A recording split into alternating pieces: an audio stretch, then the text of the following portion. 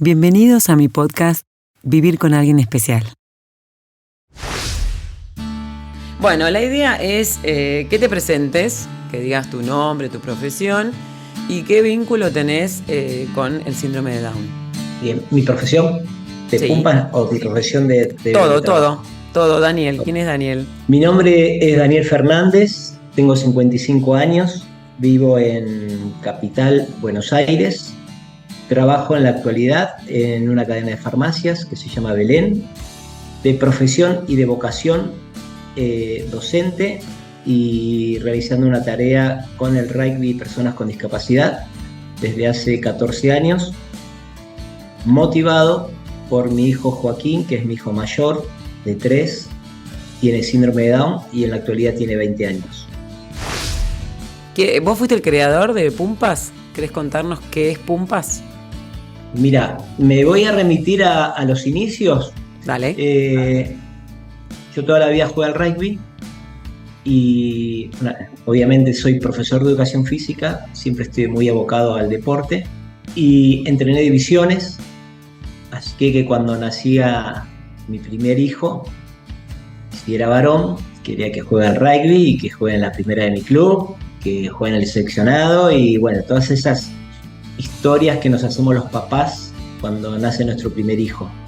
Totalmente. Como trasladando todo lo que a nosotros nos hubiese gustado puesto en nuestro hijo. Joaquín nació en el año 2003, 20 de junio, y al momento de nacer nos enteramos que tenía síndrome de Down con la mamá. Así que todos esos sueños y esas ideas que uno tenía en la cabeza y esas imágenes que se había hecho, rápidamente, gracias a Dios, entendí que se habían desvanecido y que había que cambiar y que el rumbo iba a ser otro. ¿Cuál iba a ser? No sé, pero sí me acuerdo que cuando nació me crucé con mi hermano en la escalera de la clínica y fue muy loco porque le dije: Joaquín va a ser el primer chico con síndrome de Down que va a jugar en los Pumas. A los 6 años lo llevé al club a ver si lo podía incorporar a una categoría de rugby convencional. Cuando nace tu hijo, sobre todo ya hace 20 años, que no era lo mismo que ahora, tal cual, había menos información, había menos oportunidades, menos opciones de hacer cosas. Dijimos: Joaquín tiene que ir al club como todos sus primos, tiene que ir al club como van a ir sus hermanas. Joaquín después a los 4 años nació Cirila y a los 5 años y medio nació Clara, sus hermanas. Bueno, lo llevé al club, como también cuando lo llevamos en ese momento había que buscar un jardín. En ese entonces los jardines ya estaban estoy hablando del año 2007, 2008, empezaban a tener apertura a incorporar dentro del jardín convencional a chicos con discapacidad. Se empezaban a meter, total decían después, cuando vayan a la primaria, el problema es que vemos, sí, tal cual. El jardín ya está, los metemos acá. Sí, el jardín es fácil, el jardín es más rápido siempre, ¿no? Sí. Así que, bueno, Joaquín hizo el jardín y bueno, cuando fue a entrar a primer grado, y Joaquín hizo permanencia en el jardín porque Joaquín empezó a caminar bastante tarde, no tenía control de esfínteres tampoco.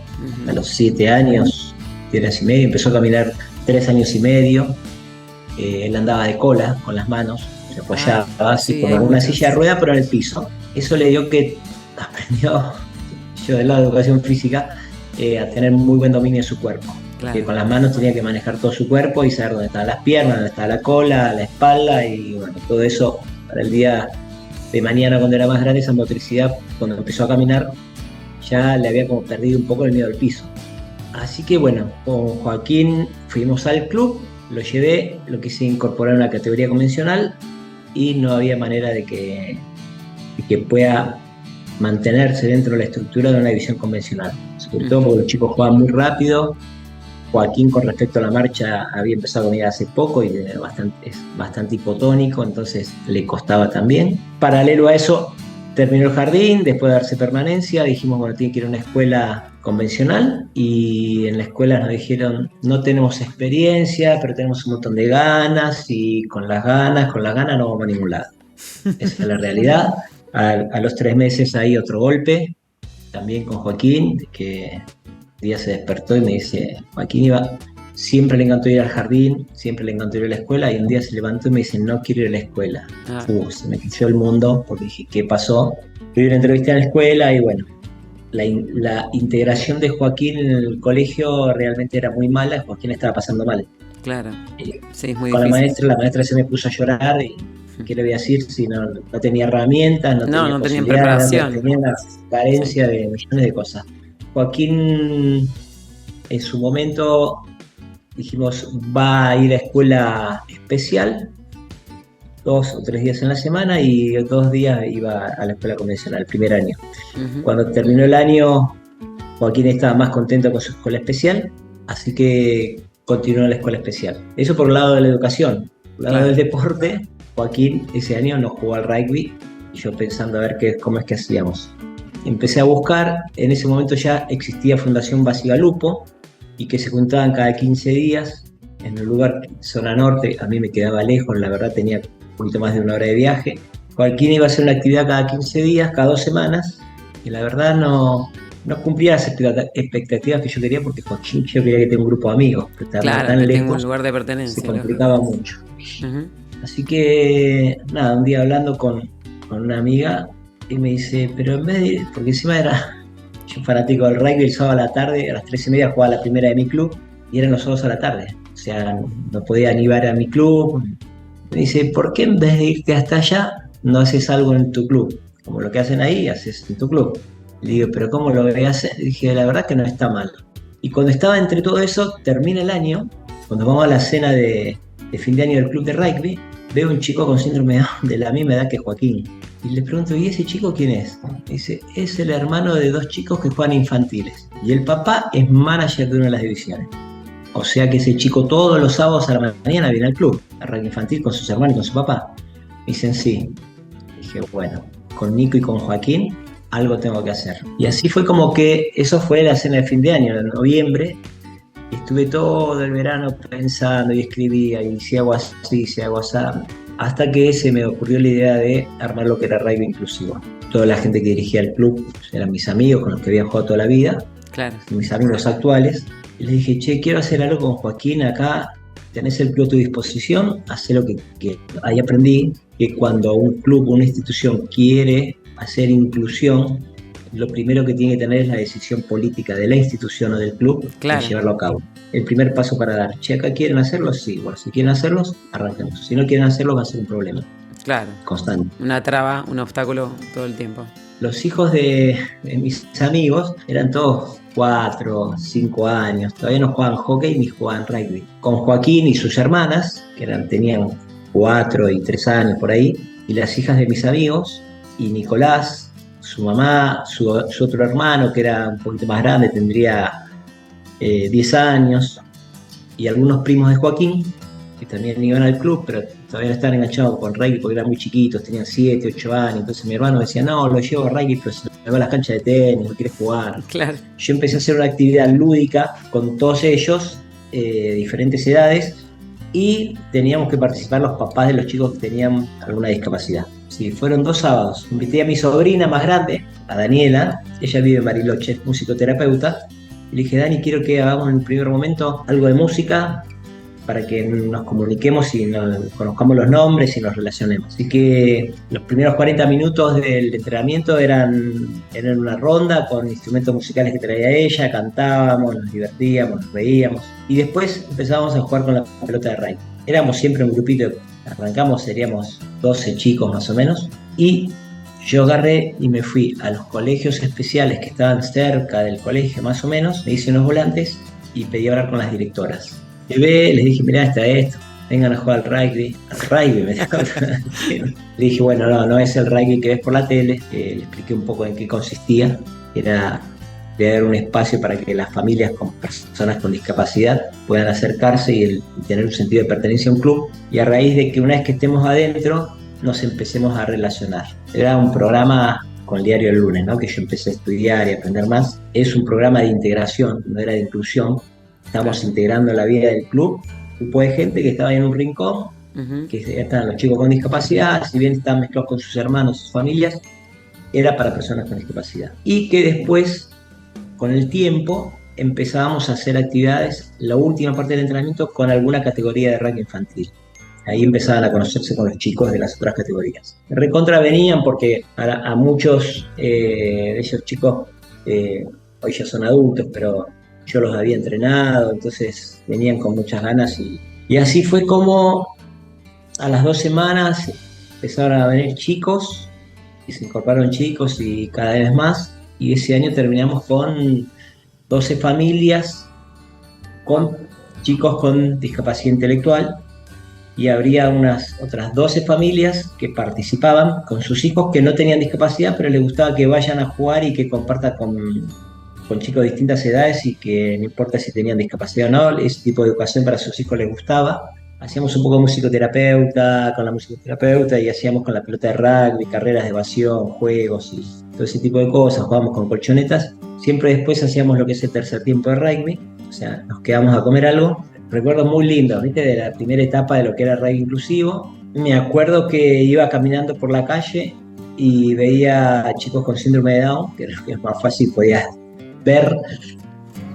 Y hasta ese momento, en mi vida, si bien yo había estudiado la materia de educación física especial y había trabajado 2 años en colonia de vacaciones con personas con discapacidad intelectual, esas eran mis experiencias, pero después cuando caminabas por la calle no veías chicos con síndrome de Down. No. Hasta que nació Joaquín.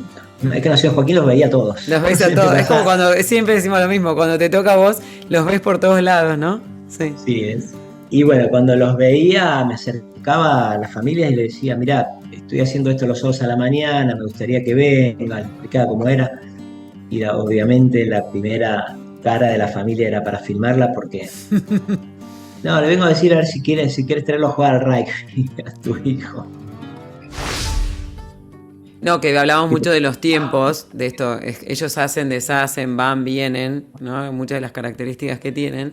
Entonces la importancia de estos espacios donde se los deja hacer con esos tiempos, hoy en día que estamos en una sociedad de velocidad total y que todo tiene que ser rápido, tiene que tener una duración, una fecha de caduque, de todo.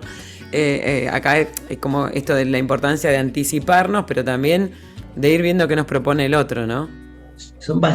Yo soy un tipo que tengo mucha paciencia, pero soy súper dinámico.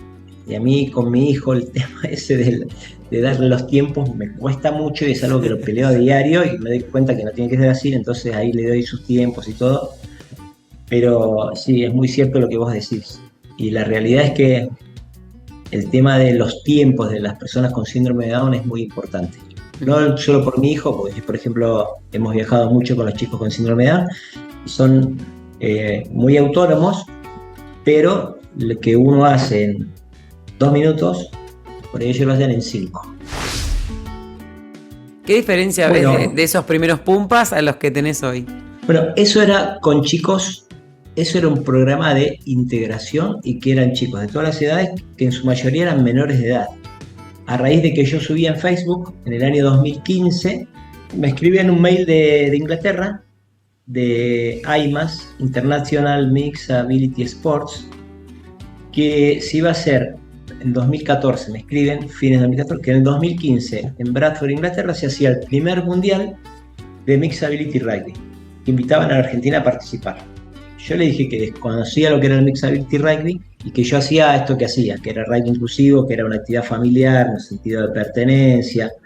Iban a través de las actividades, iban obteniendo logros pequeños, pero siempre logros, y que tenía mucho que apoyarse mucho en la parte de socialización. Entonces, cuando me hablan del Mixed Ability Rugby, lo mío que hacía era un programa de integración. Me dicen, el Mixed Ability Rugby es un equipo de rugby, como el que vos ves por la tele, que juegan personas adultas, en las cuales entre los integrantes del equipo hay personas que tienen discapacidad intelectual, y entrenan y juegan en igualdad de condiciones que el resto de los jugadores. Y yo realmente no, se me hacía un poco difícil entender y ver eso, y le dije, mira, yo tengo 3 jugadores adultos, uno lo conozco, tengo 2 personas que puedo llevar a jugar, adultas que pueden jugar. Una es el capitán, Martín Perego, que ya jugaba al rugby, el adulto, y otro un chico con síndrome de Down que yo lo venía siguiendo, que debe tener unos 28 años, Matías Villacaba, que era de Cuba, que a través de comentarios de otros clubes siempre me contaban y yo lo iba siguiendo porque siempre salía alguna nota o algo de eso. Y dije, bueno, yo me pongo en contacto con esta familia, le va a encantar la idea. Me llama una tercera persona, Les Casward, que es un inglés que vive acá en Argentina, muy relacionado al rugby. Me dice, mi sobrino tiene síndrome de Down, sabe jugar al rugby, ¿qué tengo que hacer para que pueda ir a participar al mundial? Le digo, nada, hice una reunión con las 3 familias y le dije, miren, me invitaron a ir a participar, yo averigüé, yo me había hecho amigo de un chico de España, porque hacía lo mismo, algo parecido a lo que hacía yo, pero él más abordando a lo que es el Mixability en España. Y le dije, mira, yo tengo 3 chicos, voy yo, va el hermano de otro que también juega, y nos dicen, bueno, le digo, ¿podemos jugar para otro país? Si no tiene inconveniente. Me dice, bueno, voy a hablar con Italia, que es amigo mío, y el de España. Ambos me dijeron, sí, vengan a jugar, porque estaría buenísimo. Así que nos fuimos a Inglaterra a jugar un primer mundial, jugamos para Italia y España. Conocimos las delegaciones, todo. Recuerdo el primer día que entramos a la cancha, está medio lloviznando, patean la pelota que empieza el partido y se va fuera de la cancha. Y se arman las 2 hileras del line out, y porque uno tira la pelota afuera y viste que se arman 2 hileras que saltan a agarrar la pelota, y yo estaba último en la hilera, y cuando me asomó por el túnel del otro lado, el que tiraba la pelota era un chico con síndrome de Down de unos 30 años, y yo flasheé mal, dije, acá tengo que venir a jugar con Joaquín, viste, lo vi a Joaquín ahí tirando la pelota. Y bueno, se desarrolló ese mundial, estuvo súper divertido, era algo nuevo también para ellos, estaba recién empezando.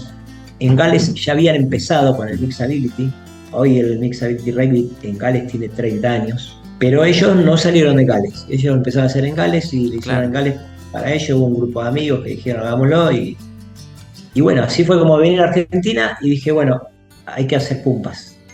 Sí, en realidad, más que explicarte, es como alguien me dice, che, quiero hacer una entrevista a los Pumpas. ¿Querés hacer una entrevista a los Pumpas? Bueno, venite a traer ropa y hacer entrenamiento con nosotros. No te va a hacer falta hacer la entrevista y vas a poder escribir todo lo que vos quieras. Está buenísimo, claro. Lo que nosotros decimos que hagan la experiencia Pumpa. Yo sería feliz, en cuanto pueda voy, Estás invitada. Todos los miércoles en Parque Sarmiento, 6:30 de la tarde. ¿Cuántos chicos tienen ahora? Un montón, ¿no? El tema es que cuando nosotros vamos en el 2017 al Mundial, en Pumpas había 60 jugadores. La mitad tenían certificado de discapacidad, la otra mitad no, y viajamos todo lo que había. Y habían 2 proyectos que estaban iniciando, que los había y los presenté yo. Después te cuento cómo fue, que fue Mendoza y San Juan. Fuimos a la Municipalidad de Mendoza, fuimos a la Municipalidad de San Juan, a la Unión de Rugby de San Juan, a la Unión de Rugby de Mendoza, presentamos los proyectos. Después te voy a contar por qué. Bien. La cuestión es que nos vamos esos 60, salimos campeones del mundo en España. Wow. Fuimos para el Mundial y salimos campeones del mundo. Cuando volvemos, muchísima prensa, porque fue terrible, claro. Eso el día anterior a que jugábamos la final, nos recibíamos mensajes de todo, jugadores de los Pumas, de los clubes, de las familias, de todo el mundo, de los periodistas, y eso nos dio la posibilidad de que empiece a crecer mucho. La idea mía original con lo que es el Mixability Rugby es que los jugadores puedan pertenecer a un club, que puedan ir en la semana y entrenar aunque sea un día, y el sábado a la mañana o el mediodía jueguen en la categoría preintermedia, que nosotros armamos lo que se llama premix, que es la preintermedia Mixability, que ellos juegan al mediodía, después juega el segundo equipo y después juega el primer equipo del club, y después se hace el tercer tiempo a las 6, 7 de la tarde para todos los partidos que se jugaron. Entonces es un día de club de una persona con discapacidad que lo pasa de manera 100% activa, incluido 100% y con sentido de pertenencia, porque él también se siente parte de eso, tiene que hacer el tercer tiempo, tiene que servirlo, le van a decir te tacleamos, me tacleaste, perdieron por mucho, le ganamos por poco. Hoy los jugadores de Pumpas, hay muchos que han dejado de venir porque ya tienen la actividad en su club. Acá en Buenos Aires hay fácil entre 25 y 30 clubes que ya tienen rugby inclusivo o Mixability Rugby. Bueno, un montón. Y en el interior del país, a mí no me gusta decir interior, pero en otras provincias. En otras provincias, claro. Hay alrededor de 15 provincias y hay en algunas provincias tienen más de 2 o 3 equipos ya. O sea que estamos hablando que en la Argentina hay más de 2.000 jugadores que. Qué bueno, cómo creció, claro. En el mix del rugby inclusivo. una de las preguntas que preparé justamente es qué criterio, ¿no? Tenés que tener mucha observación, obviamente tenés tu experiencia que te sumó muchísimo, para cómo integrarlos, ¿no? Cómo poner como un nivel, no quiero decir la palabra nivel, ¿no? Pero vos para que haya un juego tenés que tener como ciertas capacidades, ¿no? De alguna manera. Qué difícil la elección de eso, ¿no? De cómo armar los equipos y eso. Te voy a explicar dos cosas. Primero, cuando yo arranqué con Rugby Inclusivo, yo me encargaba y hacía todo. Tercer tiempo, la música, hablar con los papás, convocar a la gente, ir temprano, el material, armar la cancha, todo eso. En lo que es Pumpas se sumaron varias personas muy comprometidas, algunos con familiares con discapacidad, otros sin familiares con discapacidad, que hacen un montón de trabajo que quizás no se ve porque, o sea, cuando quieren hablar de con Pumpas hablan conmigo, pero en realidad claro, sí, hay un equipo, hay un equipo de gente que trabaja un montón y que hace un montón de cosas de una manera muy comprometida. No tenemos personal rentado, todo esto que te conté nunca hubo nadie rentado. Me imagino, sí. Sí, la idea del Mixability es no etiquetar, es que se juegue el mismo deporte, el rugby, el mismo, y que los jugadores no estén diferenciados. Pero cuando uno arma equipos, es lo mismo que cuando tenés un plantel de 50 jugadores. Hay 11 que juegan mejor, 11 que juegan un poco menos y 11 que juegan peor. De la misma manera se eligen los jugadores en el Mixability. Se arman, si jugás mejor, si te esforzas más, pasas al otro equipo. Si mejorás, pasás al otro equipo, y si andás flojo y el otro anda mejor, mismo sistema que se utiliza con cualquier equipo. Lo que sí hacemos es que todos jueguen, en la misma cantidad de tiempo, o sea, no es que porque juega mejor va a jugar más tiempo. Claro. Se arman los equipos, mínimamente todos juegan un tiempo, y algunos juegan más porque, bueno, no hace falta hacer más cambios, pero sí se los va rotando para que todos traten de jugar la mayor cantidad de tiempo posible. No estamos pensando que jueguen los mejores para ganar el partido. Y eso es lo que hace rico el deporte, ¿no? Que uno pueda participar realmente y disfrutar del juego. La pregunta justamente la que seguía es, sabemos que el deporte nos brinda un montón de habilidades y oportunidades. En este caso en particular, con chicos con discapacidad, ¿qué beneficios le trae Pumpas a los chicos? Sería Pumpas o cualquier deporte, ¿no? También, ya que sos profe de educación física, también nos podés decir un poquito mejor. Es muy amplia la respuesta. Sí, ya sé, me imagino. Pero vamos a arrancar por lo primero. Primero que la persona que empieza a hacer actividad física, en muchos casos son personas que no han realizado deporte y menos deportes de conjunto. El deporte de conjunto te da una sociabilidad que no te la da un deporte de, no sé, jugar tenis, o hacer natación, o judo, claro, o karate, que son muchas veces de actividades o deportes que se utilizan para personas con discapacidad y que hay muchos chicos que participan, muchas personas que participan. El incorporarlo a que empiece a hacer actividad física, mejorar su movilidad articular, que por ahí es una persona de vida muy sedentaria, y que empiece a mejorar su musculatura y su sistema cardiorrespiratorio, que lo ponga en funcionamiento, eso a nivel fisiológico es muy bueno para cualquier persona, pero más para alguien que hace vida sedentaria. Perfecto. Con respecto a lo social, tiene mucho que ver el tema de que el rugby es un medio para divertirte, para relacionarte y para educarte. Y acá no estoy hablando de que tiene que pasar mejor la pelota o patear más fuerte o taclear de determinada manera. Es un lugar donde la persona va a ir, se va a divertir, se va a hacer nuevos amigos de su equipo y de otros equipos, y además se va a estar educando. Cuando estamos educando es decir, bueno, en tu casa te decían que tenías que comer bien, bueno, acá tenés el motivo por qué tenés que comer bien. Lo que hace el deporte también es te genera hábitos, que a través del deporte vos empezás a adquirir hábitos que después los puedes trasladar al resto de tu vida. Claro. Son hábitos saludables, ¿no? Con el tema de decir, bueno, tengo un compromiso, tengo que prepararme para un entrenamiento, que tengo que prepararme el bolso, la ropa para bañarme.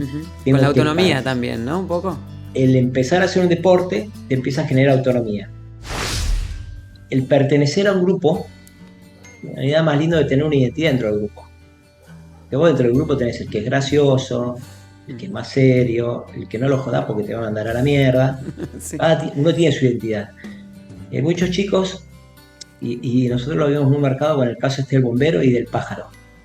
Un día vino un chico con la remera argentina de fútbol, con el número 7, el pelo rubio así, largo, empezamos a jugar y no, yo jugaba al fútbol, nos contó la mamá y él.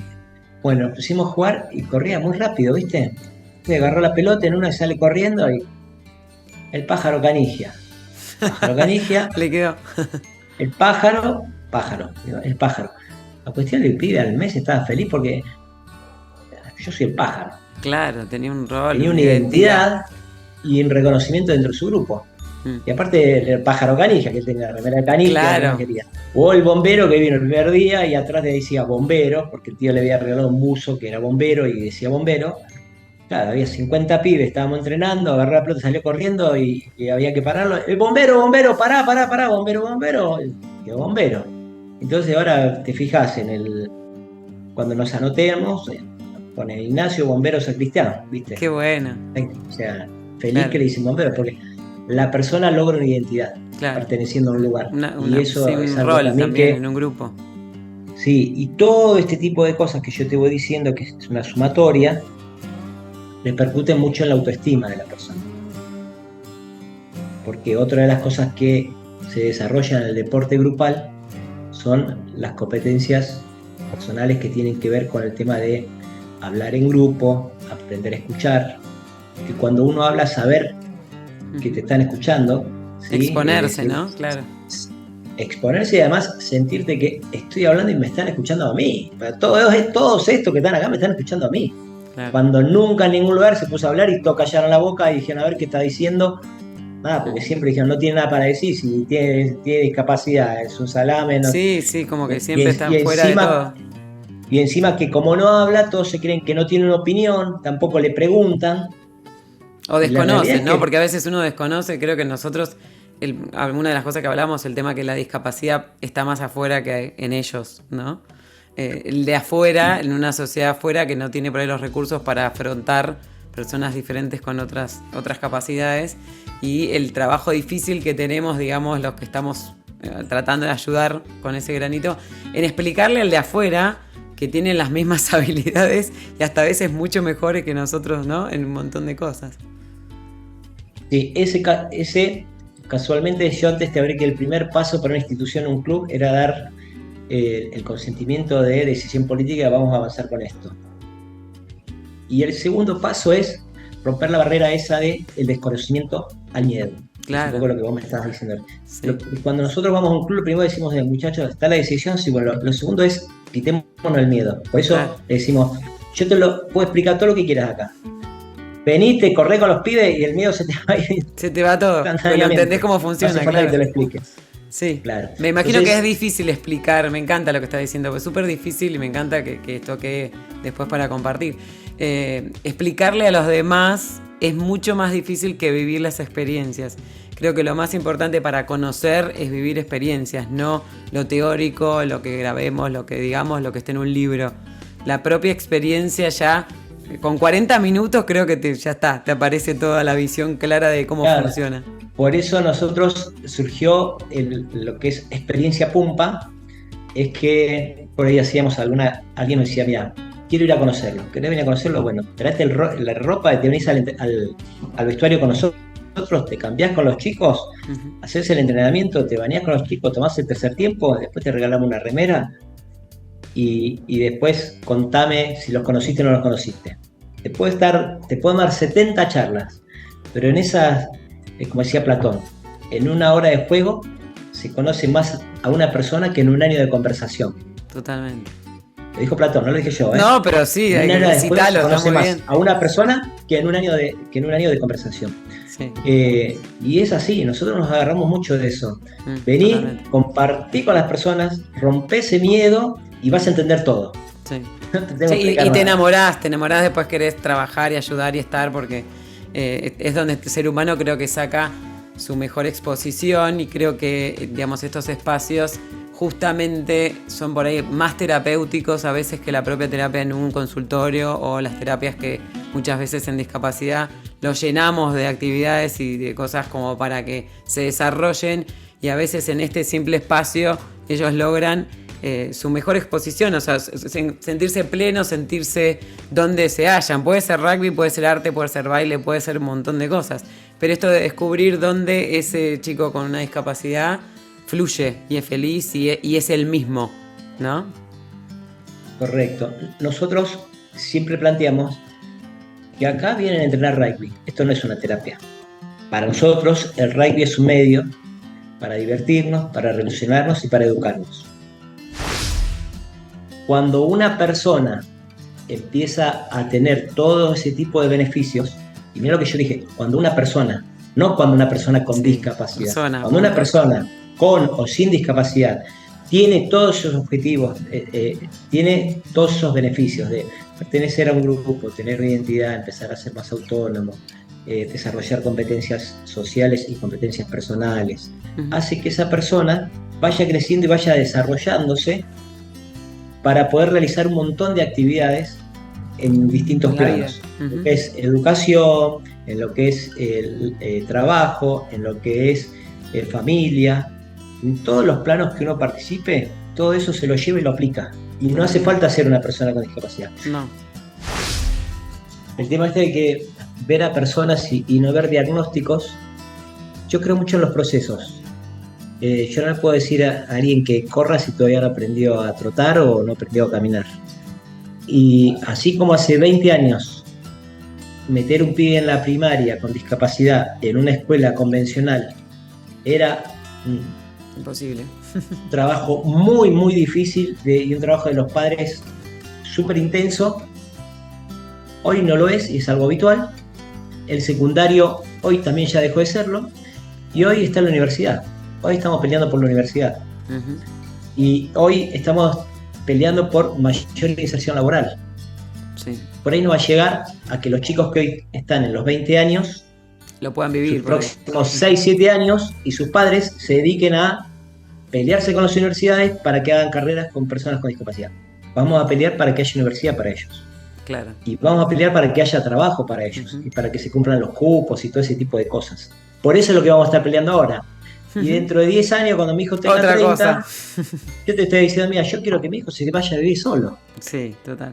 Y O después que por se la vaya a vivir con vejez un amigo, digna, claro. o con la novia, y entonces se van cumpliendo. ¿Y qué pasa? Que todos los que van viniendo atrás no se van dando cuenta de todo esto, porque ya está adquirido, está incorporado. Que vaya un chico hoy con discapacidad al secundario, un papá dice 13 años, sí, fui, tengo tal escuela, estoy viendo. Cuando empecé con el rugby para personas con discapacidad era una novedad, era una mirada de que sí, bueno, todo loco, ¿qué será esto? ¿Viste? Quiero ver un poco por curiosidad, un poco por ver lo que es.